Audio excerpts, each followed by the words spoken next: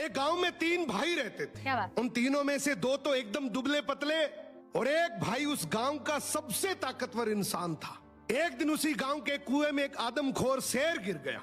अब गांव वाले सभी आपस में बात करने लगे कि शेर को बाहर कैसे निकालें, क्योंकि शेर जिंदा था और उसे जिंदा ही बाहर निकालना था। तो सभी ने तय किया कि कोई एक आदमी कुएं के अंदर जाएगा, वो शेर को कब्जे में करेगा, हम सब मिलकर रस्सी से उसे बाहर निकाल लेंगे। लेकिन तभी आपस में बात करने लगे कि कुएं के अंदर कौन जाएगा। सबसे पूछा मगर किसी ने हाँ नहीं करी।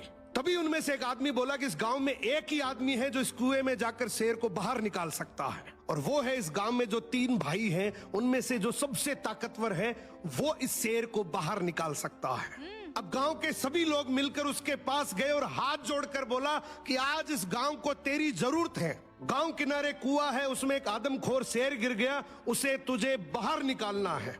तू अंदर मिलकर रस्सी से तुझे बाहर निकाल लेंगे। उसने बोला ठीक है, मैं गांव के भले के लिए ये जरूर करूंगा, लेकिन मेरी एक शर्त है कि जब तुम रस्सी पकड़कर मुझे कुएं में डालोगे तो आगे से रस्सी मेरे 2 भाई पकड़ेंगे।